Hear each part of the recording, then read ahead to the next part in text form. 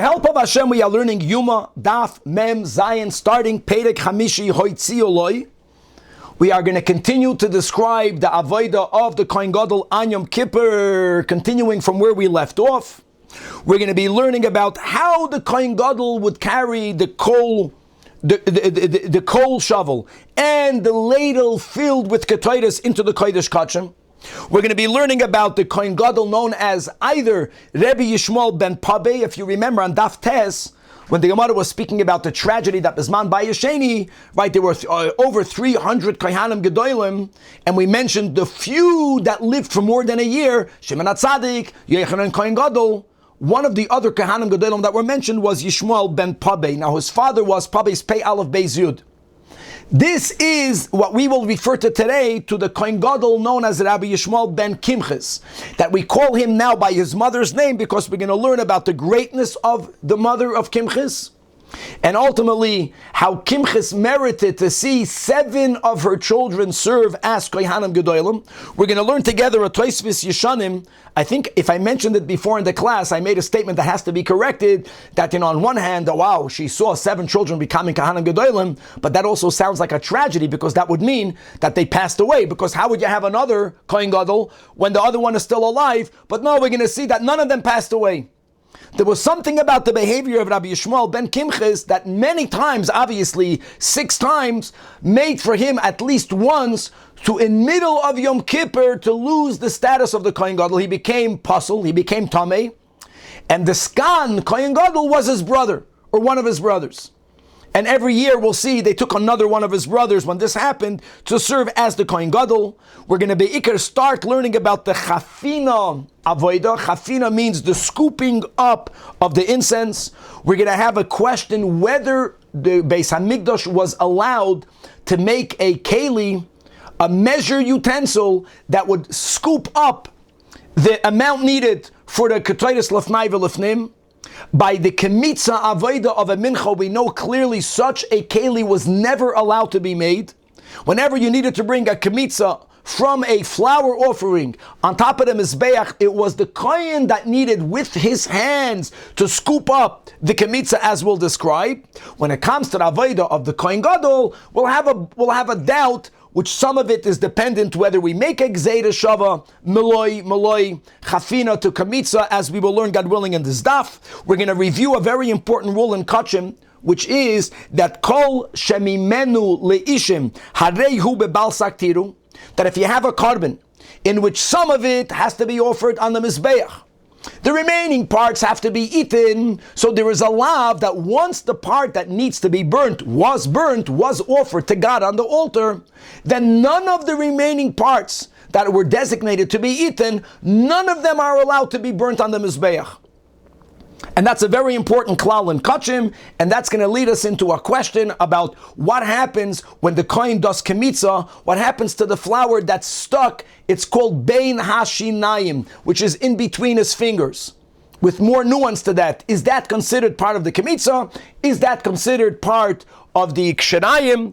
And you can't just be machmir, just burn it. Oh, kol shemimenu leishim.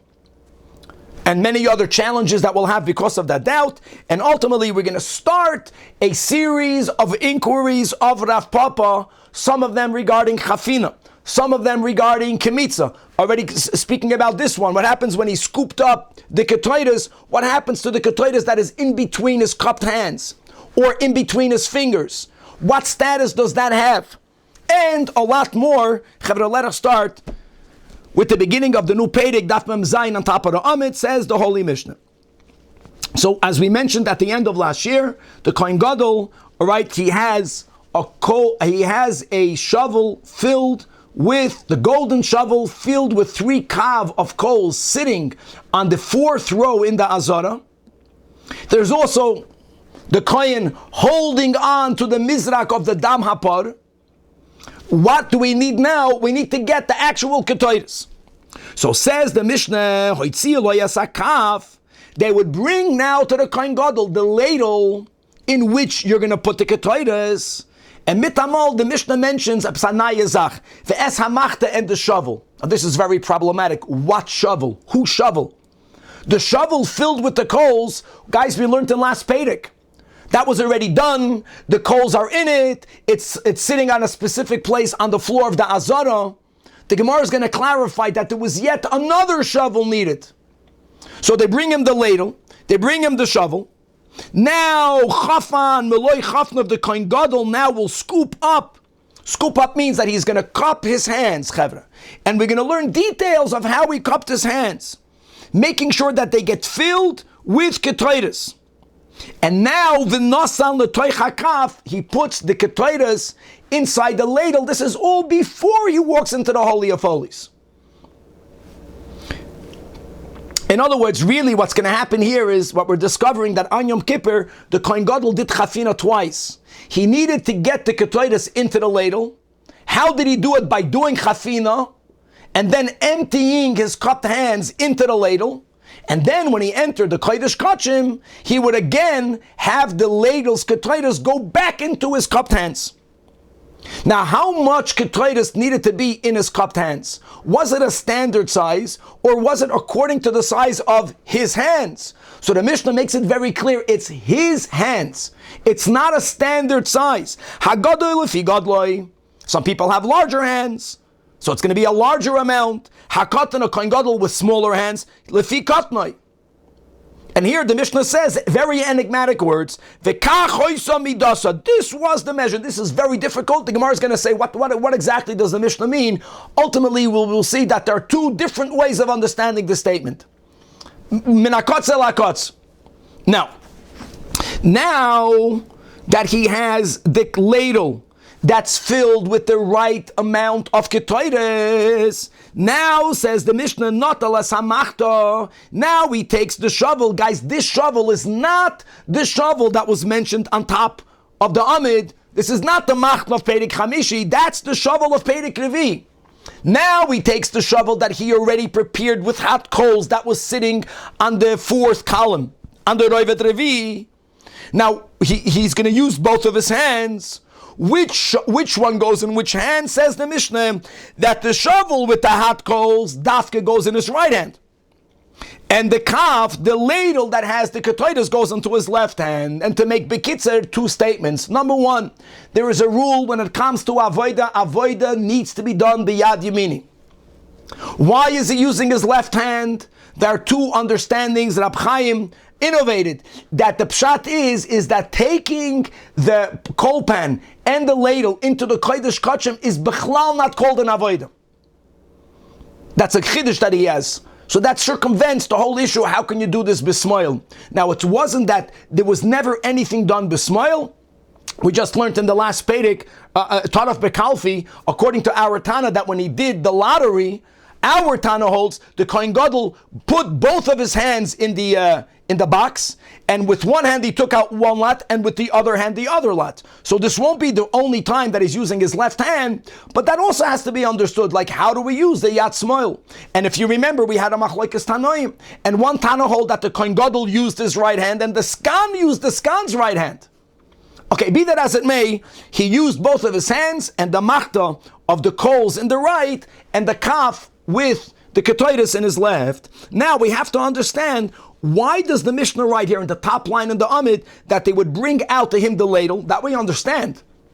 But what machta? Who machta? Machta tanile. Not alas machta. Machta tanile. We already learned it in the last Perek. That not alas machta, that he took a shovel, right, the red gold shovel with the long handle, and etc. So we already spoke about the machta, the shovel. Says the Gemara, yeah, you're right, you're confusing. It's two different shovels. Hassan over there in the previous Perek was taka machta de gecholim. Over here, let me ask you, how did they bring the ketaitis to the Kohen Gadol, into which he did his first chafina? Where did that ketaitis come from? Now we know that there was a chamber, right? Lishkas from the family of Aftinas, they were the ones that prepared the ketaitis. So there was ketaitis that needed to be brought to the Kohen Gadol. How did they bring it to him? So that's what the Mishnah says. They had a shovel They didn't bring the whole, we learned achas l'shishim or l'shivim shana hoysaba shal shirah, right? There was sometimes a lot of ketaydas in the chamber of ketaydas. They didn't bring all of it to the Kohen Gadol. They would have a large machta, they would have a shovel. No matter how big the hands of the Kohen Gadol was, the machta held more than that. And that is how they brought to him the ketaydas. The hacha machta filled with ketaydas. And he would make the chafina from this machta, and then he would empty his cupped hands into the kaf. The Tanya, hoitzir like kaf reikon, that the ladle was taken to him from the chamber called the chamber of the kelim. And also the Baraisa further elaborates, umachta, that was gedusha, that was heaped over with ketaydas from lishkas beis aftinas, and it was the Kohen Gadol that did the chafina in this machta gedusha. I don't know why he needs a picture. We don't need that picture yet. And thus, that's the machta here. Now, says the Mishnah, the Gemara refers back to the Mishnah, and the Mishnah wants to make it clear that there is no standard size of how much ketaydas. It depends on the size of the hands of the Kohen Gadol. And the Mishnah then writes words that almost appear to contradict itself. And this was the measure. So this was the measure.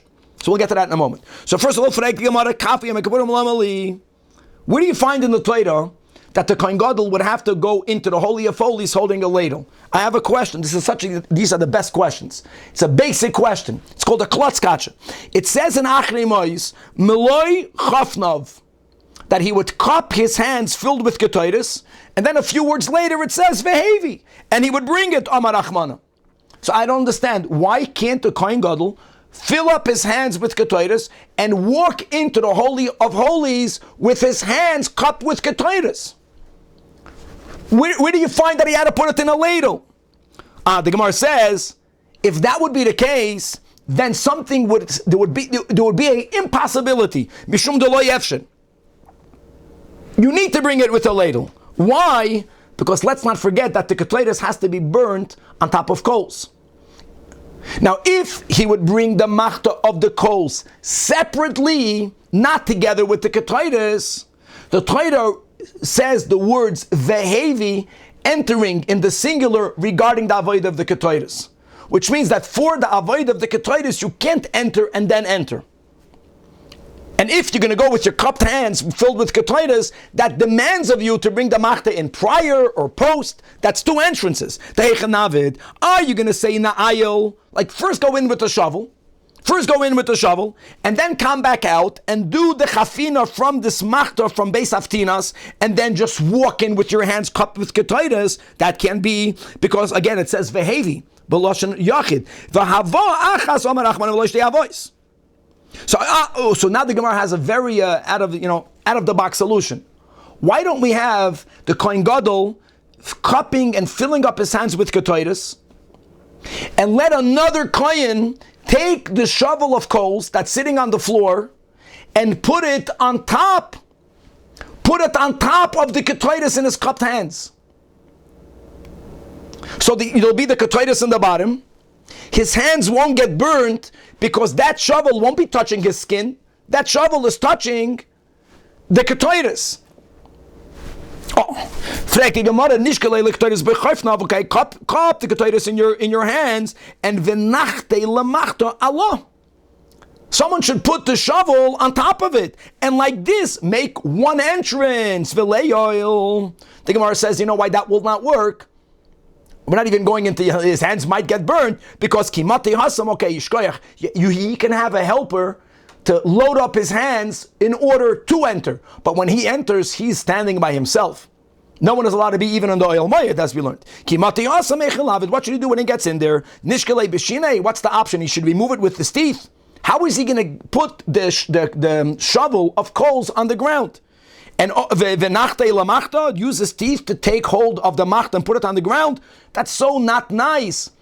That's so, there's no etiquette. So lifnei melach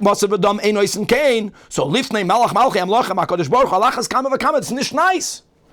And right away Tosfos has a big question. We will learn later that according to one version, one of the ways he would get the ketaydas from the kaf back into his cupped hands is by using his teeth. He did use his teeth. And Tosfos specifies that even if there was a using of the teeth, it wasn't taking a keli only in your teeth and putting it down on the ground. That's already not acceptable. Using your teeth a little bit to manipulate the kaf and to turn it over when you're not bending down, that's okay. Va'ayin and Tosfos, other approaches to that.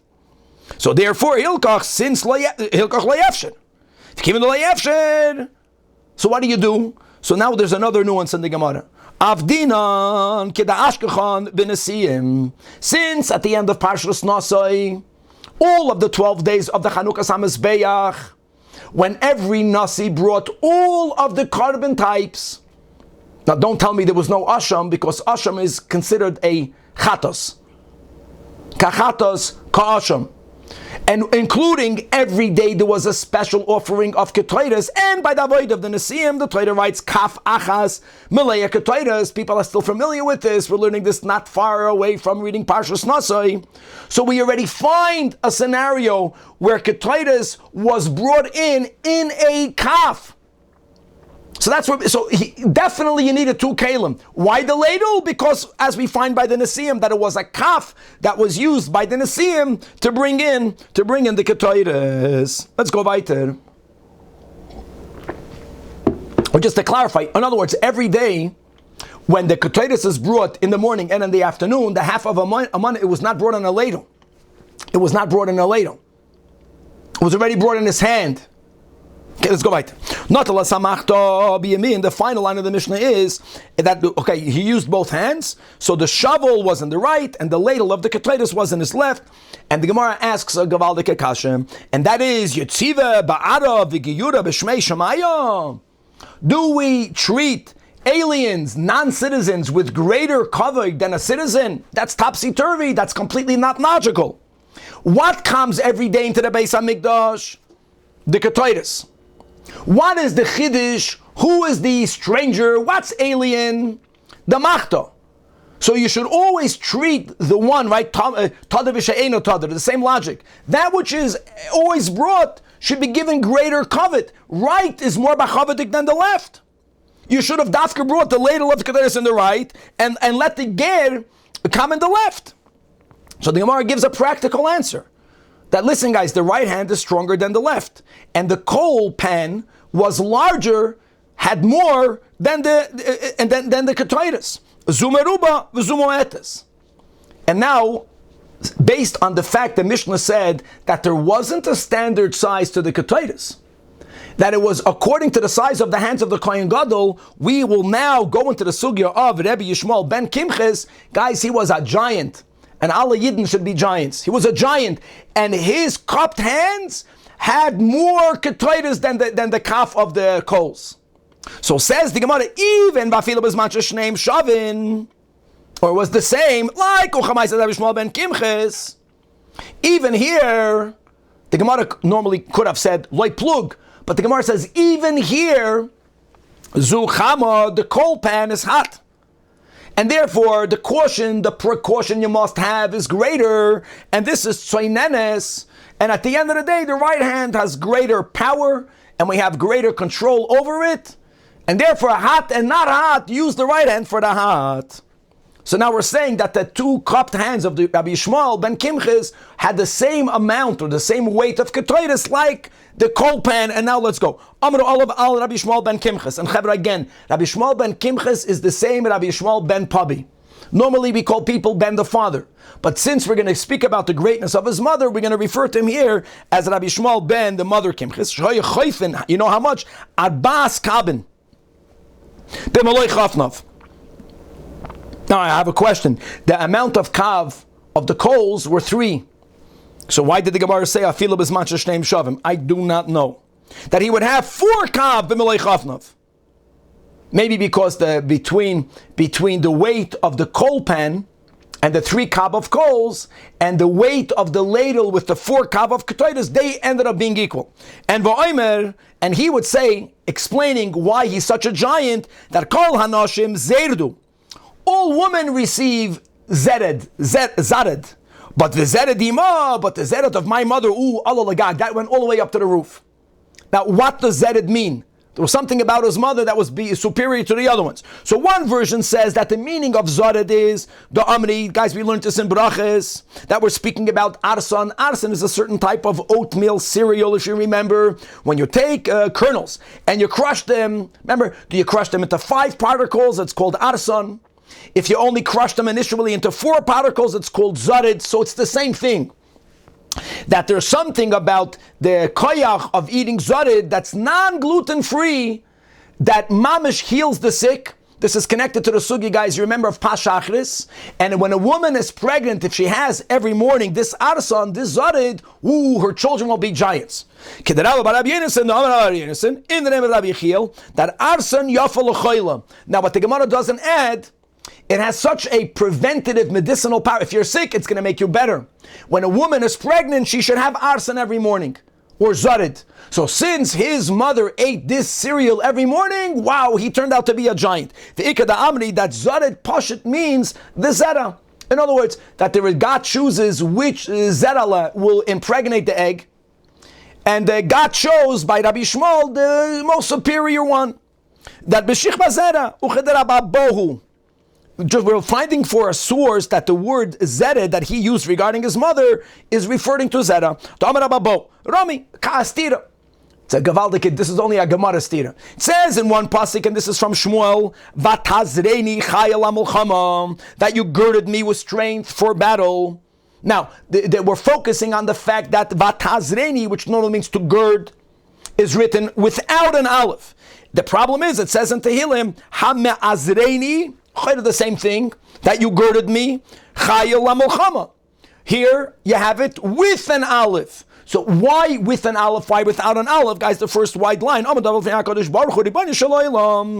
acknowledge and I thank you for the fact that Zeirisani without an aleph also means to winnow. To winnow is when you choose the good from the bad. You know what David was saying regarding his conception, that God chose the greatest, the best, the healthiest zera from his father, from Yishai. And not only that, but then God added even more strength to it. The zeirastani, and you girded it. In other words, that from the inception, the DNA, which is all from God, chose the best of the best, and then God gave it extra koyach. So there was something begashmi is superior. There was some additional koyach that this Kohen Gadol Rabbi Shmuel ben Kimchas had, which also resulted in the fact that he was huge, which also resulted in the fact that his hands were huge, and when he cupped his hands, I don't know how much other people have, like double the size of other people. Now, Amr Rabbi Shmuel ben Kimchas. Guys, 2 stories, and again, we're going to learn the Tosfos Yeshanim. And I want to again correct myself. If I said here by the recording that Nebuch and Kimchas that buried 6 sons because 7 of her sons were the Kohen Gadol, it's a mistake. No, that what happened. Pamacha siper devarim im arabi echad b'shuk. According to many Rishonim, this happened on Yom Kippur, and this is the source to make a hefsek, to make a break davening on Yom Kippur. Even though other Rishonim learned that this must have happened out of Yom Kippur. But let's go with most, that it was Yom Kippur. Guys, that means that the Kohen Gadol on Yom Kippur, going into the Holy of Holies, there was some point in the day where they took a break in the Avodah. And you go out of shul. And where did he go? He went to the market. And who did he encounter? A Arabi. And he spoke to him. Problem was, the nitztot sinoida mipiv al bigodov.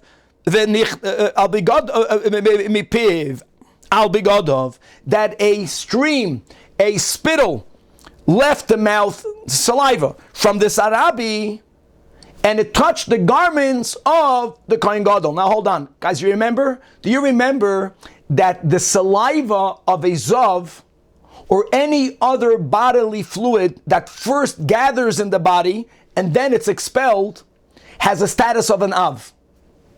And therefore, since saliva has a status of an Av from a Zav, if it touches my garment, so then my garment becomes a Rishon, right? And I become Midrabanan, right? Midrabanan, I become a Sheni. That's a Tumah Midrabanan when it comes to Kachim. And Enochanami, for that I only need to go to the mikveh and wait until the night. But it happened on Yom Kippur. Now, another thing to remember, that Tuma Midoiraisa on human beings are only by Jews. Goyim Midoiraisa are not Tamei at all. But Midrabanan, they were Goyzer, that every non-Jew always has the status of a Zav. So it's an amazing thing that it's on Yom Kippur. He just exited the Kodesh Kachim.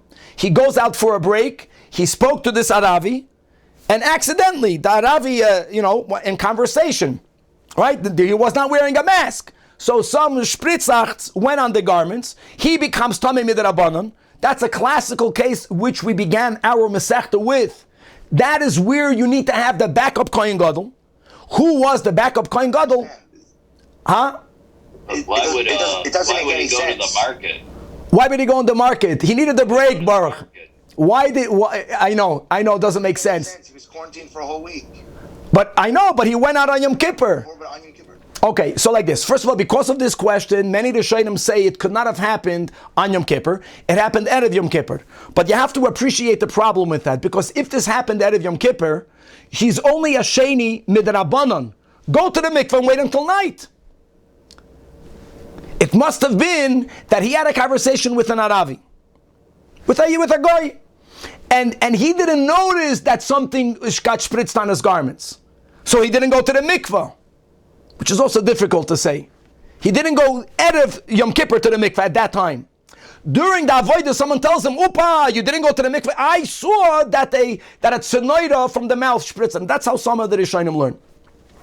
I like these Gemaras. He's down to earth. The Tosefta says that he was an Arab king, so that's why you went and met with him on Yom Kippur.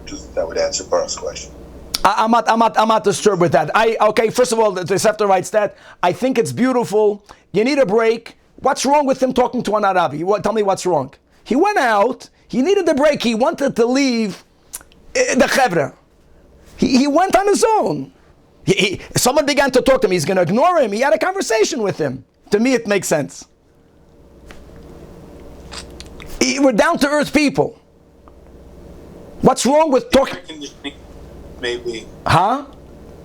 It was too hot. It was too hot. He needed someone to fix the air conditioning. I like that. He went to an Anavi. He told Herzachai, go fix it. Okay. And now. The Kohen Gadol can't leave, right? No, he could leave. Even Erev Yom Kippur. Well, on Yom Kippur he left. On Yom Kippur he left. No, I get your question, Avremel. It's about how can he leave. Okay, good. Now, who was the Skan Kohen Gadol? One of his brothers. V'nichnas yeshevav achiv v'shimish tachtov. And on that year, v'ro'asa iman, the mother, Kim Chesua, Shnei Kohanim Gedolim b'yem echad. Now, guys, you're going to jump. Now it's going to get worse, because, you can learn your lesson, right? Learn your lesson. Don't talk with a person that has a status of a Zav. It happened not twice. It happened 6 times, according to the Tosfos Yeshanim. V'shuv amru alav al Yishmael ben Kimches pamachas yatsa v'siperim odin echad. He spoke to a certain lord, Bishuk, and again the nitznat tzinoidim epiv al begadav, and the nichnas Yosef achev v'shimish tachta v'ro'asa iman shnei kangadim yemechad. Fool me once, how's it go? Shame on you. Fool me twice, shame on me. It's twice. And now, let's go more. Tana Rabbanan, Shiva Banim Hoyla Lekimches. She had 7 sons. Vekulam Shimshum B'Kahuna Gedoyla. Listen, guys. So I always thought until now that it's beautiful, but it's tragic, because why would they all be Kahanim Gedoylim? It must be that they passed away. So that's Taka the Tosfos Yeshanim, in the last line of the Amud writes that don't think they passed away. We would never speak about the merit of Kimches if she was only Zoicha to see all of her sons as Kohanim Gedolim because they passed away. What yichus is that? God forbid for a parent to bury a child. This happened 6 times. Now, it's not that the other sons passed away. They knew that Rabbi Yishmael, sometime in the middle of Yom Kippur, is becoming invalidated. And I think they didn't want, remember we learned before there shouldn't be jealousy, they didn't want for the same skan to be every year the same brother.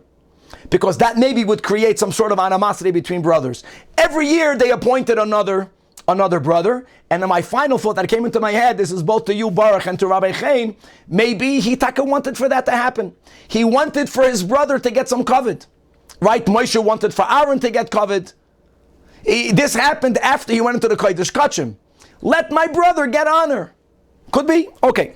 And Amru Lachachamim. Now, the bottom line is that all of her 7 sons were Kahanim Gedolim. So the sages asked her, Ma Asis, what merit do you have? What did you do? Shezochis Lakach, that you merited to see 7 of your sons? Kahanim Gedolim. Amru Lahem, Miyomai Leiro Koiras Beisi, that never had even the beams of my own seen, Kale Soare, the braids of my hair.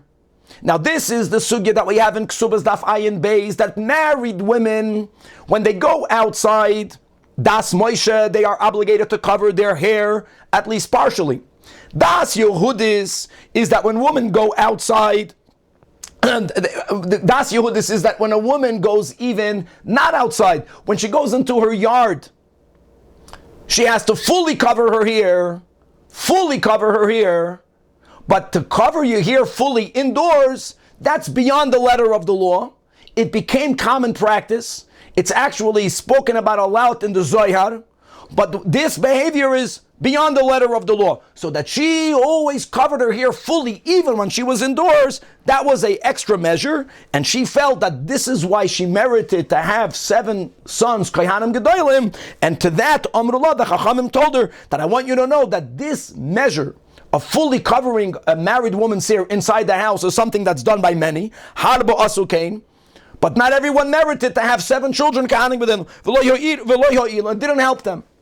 In other words, you are right to think that this is your schus, but when we learn about this, it doesn't always work in this sense. I just want to give a contrast. So when we have the concept of that you give 10% Meiser tzedakah, and God says, test me.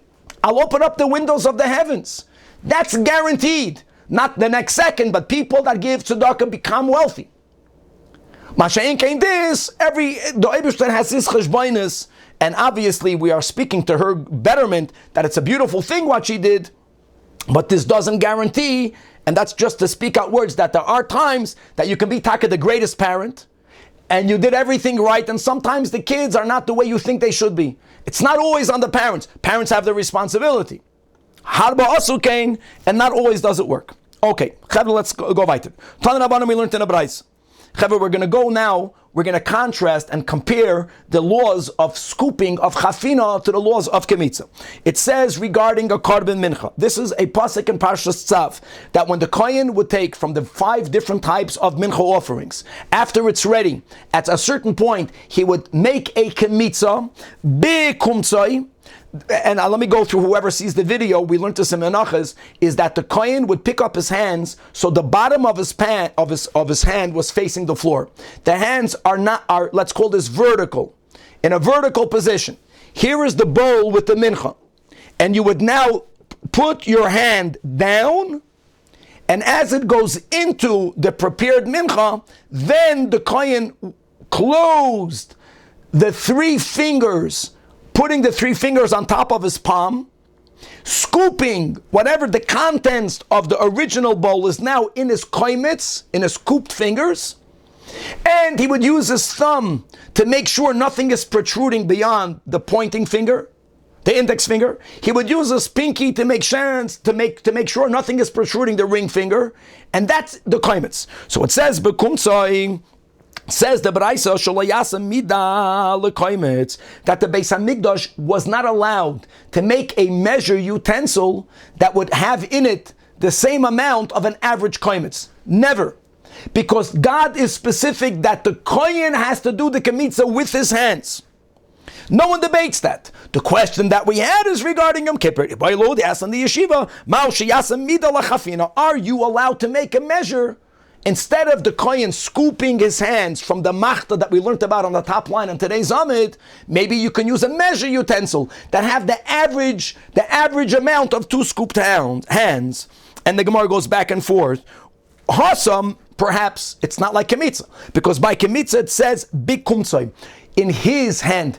If you read the pasuk, that pasuk is basically saying that the kohen has to do it. Over here, it doesn't say in his. It doesn't say that he removes the ketoides from the original machta in his cupped hands. It says only regarding the result. Meloi chafnav, the amount of 2 cupped hands, ketoides samim, which is nach daka. We learned daka min adaka. Okay, or oidilma. So loi, oidilma, no, even though the Torah doesn't express itself explicitly that the Kohen Gadol must do it with his hands, but since the Torah has the word meloi here by Yom Kippur, and we have the word meloi by Kemitza, maybe we make a Gzeira Shava. Meloi mikumtzai. That's the question. So Tashema, the Gemara attempts to prove from the words in our Mishnah. Yes. The question is just whether you can create a utensil that's equal to that specific Kohen Gadol's hands, right? Because you know it has to be specific to his. But once you know his size, then you're saying, can you just... Okay, Danny Ishkoich, thank you for that. Good, exactly, you said correct. That helped me understand something, correct. Good. Rather than have to take it in his hand. Correct, yes, that's the question. So says the Gemara, look at our Mishnah. It says in the Mishnah, like it was enigmatic. The Mishnah begins writing that Agadol lefi Gadloi, right? V'hakatan lefi Katnoi, v'kach hoysa midasa. What does that mean? My love. Amida means a measure utensil many times. My love, she'im ratzalasis mida. Guys, we will go with the version that the word acheres doesn't exist. Then oisa, in fact, that's the meaning of the Mishnah. So the Gemara says, not necessarily true. Loi hachi ka'amar. This is the way I might interpret the Mishnah. V'kach hoya choyzer v'choyfna lefnim. Guy, this is another detail. After he did the first scooping, let's say he has to do it, and he would put it in the ladle. When he would walk into the Holy of Holies, and now really comes the hardest part, as we'll learn later, he has to remove the ketaitis from the ladle back into his cupped hands. He has to make sure that none of it gets lost. That the same amount that he cupped the first time, when he puts it back from the ladle in his cupped hands, it has to be the same amount. And that's the meaning of the words, V'kach hoysam midasa. Make sure to stay loyal to its measure. Don't lose anything in the interim. Not by walking, don't spill it over. Not by pouring it back, don't lose anything. All of it has to go back into your hands. Maybe that's the meaning of the Mishnah. So Tzkamar says, hold on.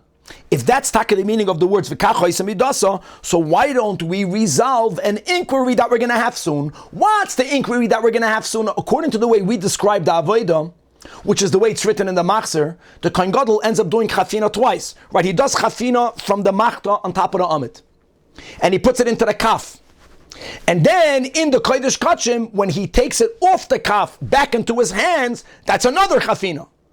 Now, whether he must do two chafinas or not is subject to a machlokes we're going to have later. So if the meaning of a kachois midasa is that when you do chafina number 2, don't lose a grain of the ketaitis, so why don't shamat mino? Why don't we prove from our Mishnah chayfen v'chayzer v'chayfen? And we won't have such a resolution from our Mishnah. So the Gemara says, exactly, we have a boya there, we have a boya here, and one is connected to the other. We don't know how to learn pshat in our Mishnah. Dilma sh'imrat salasis mida oiseh. And you know what, guys? If you use a midah, if you would use a measure, then there was no double chafina. Because then the first of putting it into the ladle happened through a measure utensil, without the Kohen Gadol actually cupping his hands. That's one way. So how to teach the words in our Mishnah depends both in the boya whether you're chayfen v'chayzer v'chayfen, and also whether you are allowed to make a measure. That's one approach. And now the Gemara gives another approach. No, even if you don't do chafina twice, maybe the meaning of the words of the Mishnah v'kach hoysam midasa means inami shelo yechsar v'lo yoser, which means that you have to make sure that when you fill up the keli, it's full. When you then put the ladle into your hands, don't lose anything.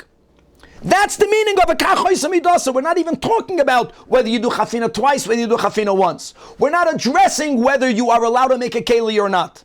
All the Mishnah is saying is, make sure that the amount that the Kohen Gadol begins with, that will be the amount that's going to be put on the coals. Don't lose anything. So therefore it's unresolved.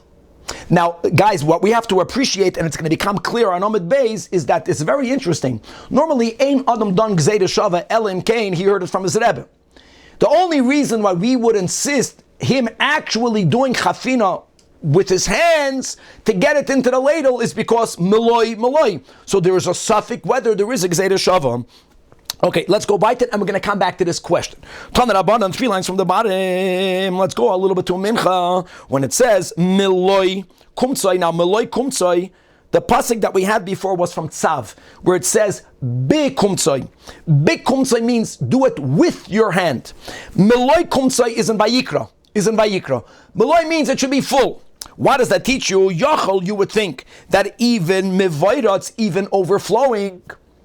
No. So that's why the Torah writes in Tzav, Bi. Bi means in. Now we're focusing not on the fact that you have to do it with your hands, but it has to be fitting in your hands. And it shouldn't be an overflowing kaimitz. Now, if you only have in, then you would think it can be a minimal amount. All you need to do is stick your little finger into the original bowl, and it's inside your kaimitz. No. That's why it says here in Vayikra, Miloi. Miloi means as people normally scoop a kaimitz. Not overflowing, but not lacking. How do you do it? So Choife Shalosh Etzba'osav, he closes, once he inserted his hands in the original keli, the way we said vertically, with the pinky finger facing down, he puts it into the bowl. He now closes only 3 fingers al pisas yodei on the palm of his hands, and v'koimitz means he scoops. He lifts it up, daf nem zayin omid beis, and let's appreciate, as we'll learn more in Menachos, that there were many different types of flour that were prepared for a korban. Some of them is the way you would imagine a dough, and making a kamitza in a dough or in flour mixed with oil is relatively easy. But there were many times that prior to the avoid of the kamitza, the original ingredients were prepared in a machavas. I remember by Menachos, just for me, a siman, machavas is old patach. Machavas, that's a flat pan. Some of them are prepared in a flat pan. They almost look like pancakes. Sometimes you prepare the mincha prior to the kamitza in a marcheshes. Segel is deep, right? In a deep pan, which means you would either you would bake it, you would fry it.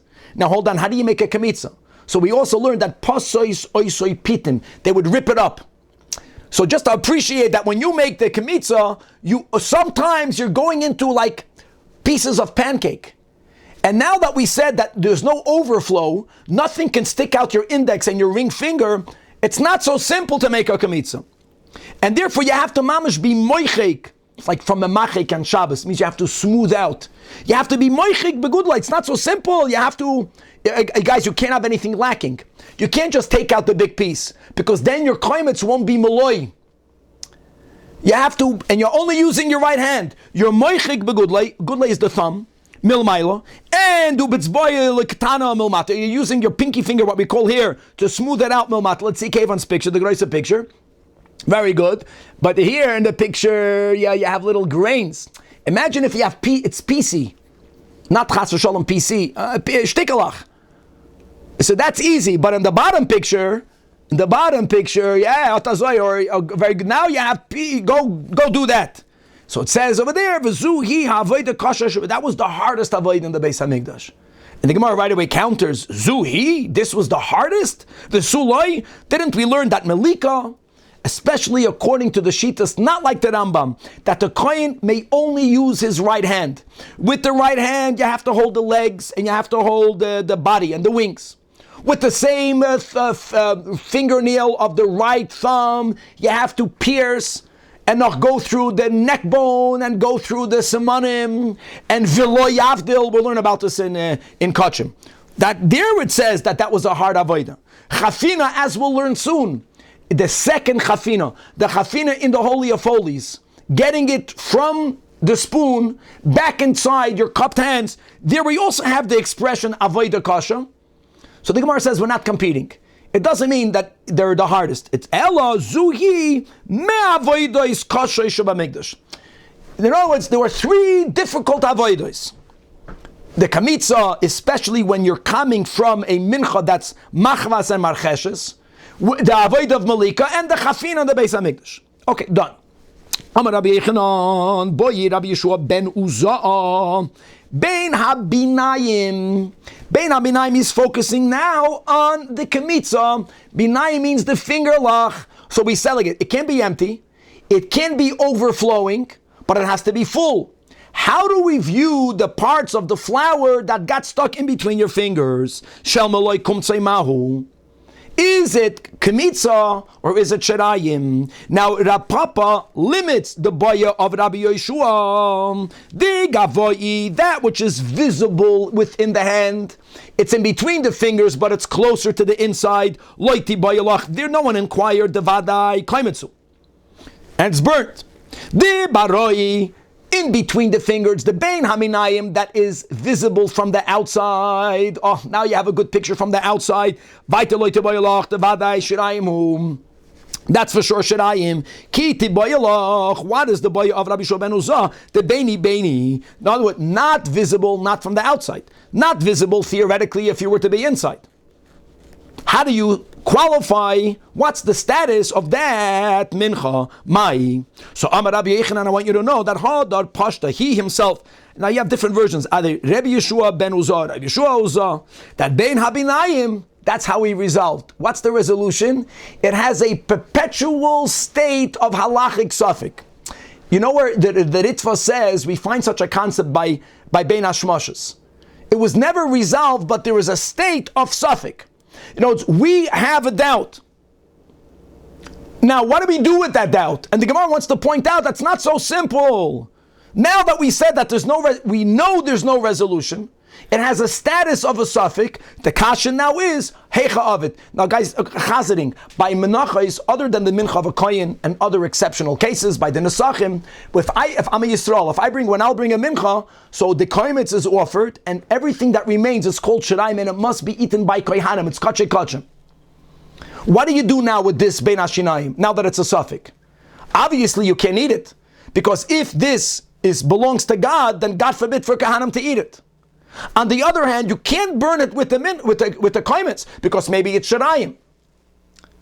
So what eiche of it? So Amar Rab Chanina, I'll tell you what, you can't eat it. You got to burn it, but don't burn it together because it's a suffix. Why do you do maktir koimitz l'chudei tchila? First burn the koimitz, and then v'hader bein habinayim, and he explains Rab Chanina. The amrat bein habinayim bereisha. It's a given. You don't do it together.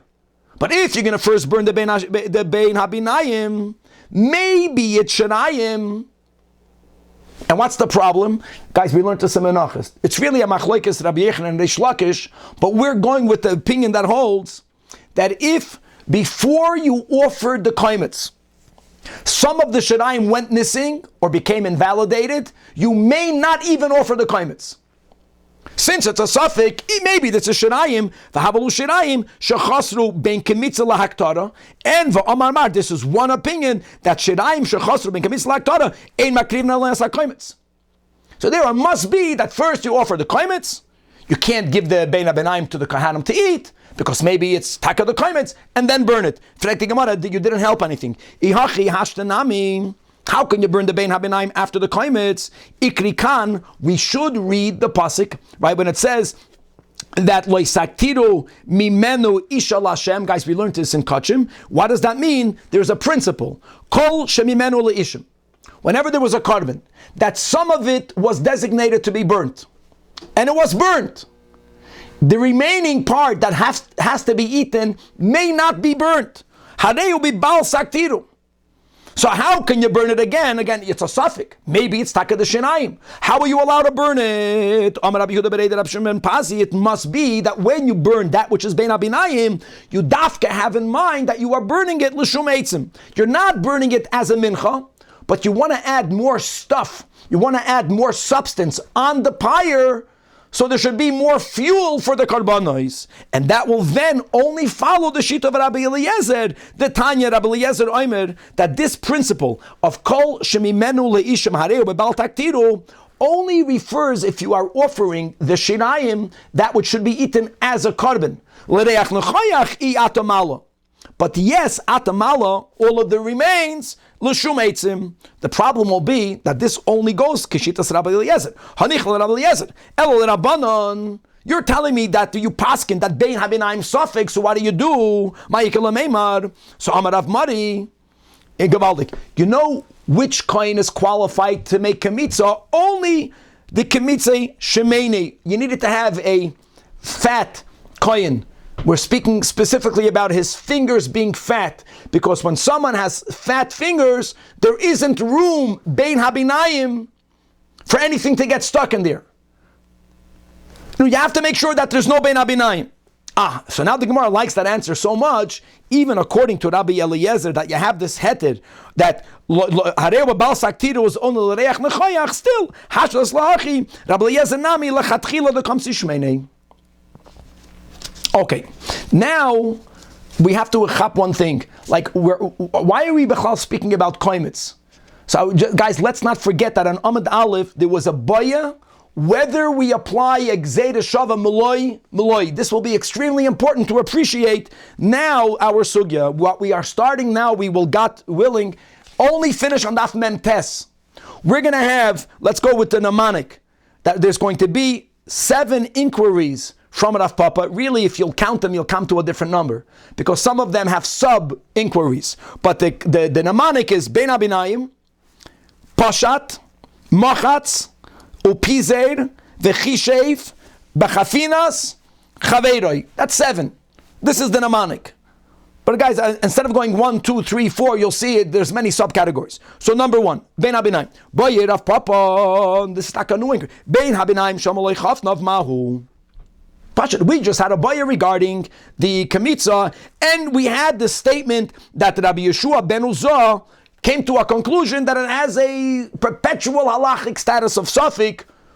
What will be the din? The same thing. When the Kohen Gadol did Chafina, and you have either some of the granules of the Daka min Adaka stuck in between his fingers, you can't say you only can get a fat Kohen Gadol. You don't have that option. The Kohen Gadol is the Kohen Gadol.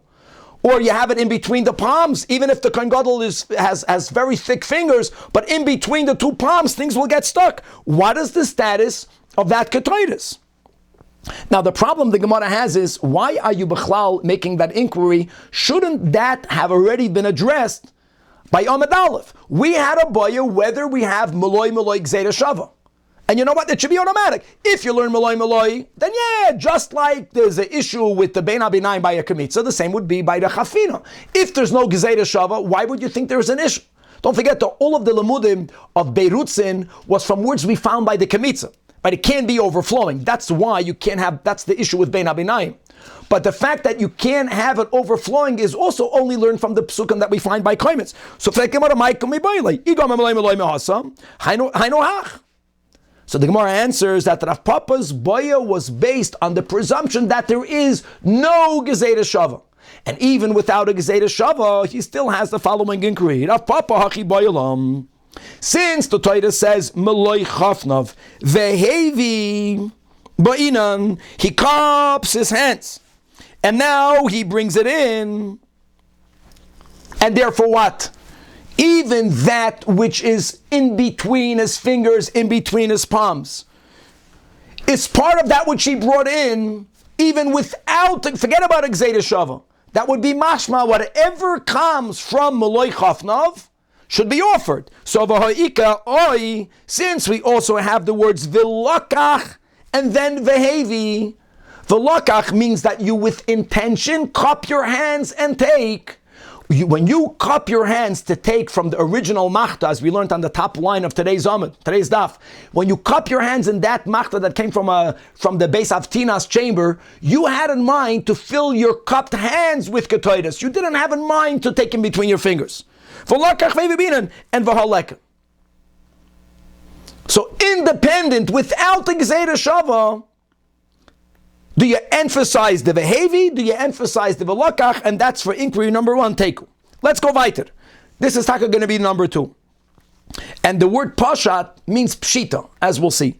But we're going to go with Agansa Megillah. Amar Rav Papa, number 1. Pshitali, it's clear to me that what? That meloi kumtza kedekamtzi inchi. We're speaking here about the position of the hand that is being used to take the koimitz from the every mincha, and like Rashi writes 6 lines, 5 lines on the bottom of the amid, or on the in middle of the wide lines. Tzidoy shel etzba oisav lamata. Guys, if you see the picture, tzidoy shel etzba oisav means that you hold the way you say shalom aleichem. In other words, your hand is vertical. And that's the way the hand goes inside the original bowl. That's pshitali, that's the way you should do it. However, boye Rav Papa, and this boye will be both by kemitza and by chafina. Now what happens if kamatz b'roshei etzba'oisav mahu? I'm going in Rashi. What happens if you place your open palm on top of, if you place your open palm, I don't see a single picture for this boye. You can keep the picture up, but it's not yet on it. No, that's the other way. Take that away. That if you guys look in the camera here, this is the first inquiry. In other words, his hand, the palm of his hand is facing down. He's going into the bowl like this. And as he goes into the bowl, then he scoops with his fingers. Is that okay? Next question is the opposite direction. The palm of his hand is facing up. Milmata l'mayla. Now, even milmata l'mayla, if you put your hand into a bowl of the mincha, how would you get it into your hands? So you would slide your fingers down into it. It means you would make your fingers go down. And then the third question is, if you don't make your fingers slide into the bowl, you mamash leave the palm of your hand up and you just force it into the bowl of the mincha. So eventually, the mincha that's in the bowl will go up in both sides, and then you close the hand. Is that a okay way to take the kamitza? And a Papa says, for that, I don't know, it stands. And similarly, this is all part of the second mnemonic of Pashat. That Amar of Papa, Pshitali, B'loi chafnav k'dechafna inshi. Same concept. The Kohen Gadol begins by putting both of his hands out. He has them standing vertically with the pinky down, and he goes into the machta, and while he's in the bowl, he cups his hands together. That's for sure the way to do it. By Rav Papa, 3 lines from the bottom, Chafan b'roshi etzba oisav. What happens if the hands, Rosh etzba oisav, will mean that he puts the palm of his hands down and he goes down into the bowl, or the opposite, the palms of his hands are facing up. But when they face up, he somehow puts the tips of his fingers inside the machta with the ketoides, or minatzad mahu, he doesn't even maneuver anything. He puts his hands fully with the palms up, he pushes it into the machta, and eventually the ketoides has to go somewhere, so it goes inside his palms. And here we have a fourth detail that we didn't have by kamitza, because it's not shaykh by the kamitza, that chafan bezu ubazu, if he cups his hands, one, the right hand, inside the machta with the ketoides. He cups his left hand, and then he brings it together. The karvan zu eitzel zu. Not cupping them together, but each one separately. So on all of these cases, here, and we'll stop over here, says Rav Papa, Teiku, this question stands. Chaver, God willing, to be continued.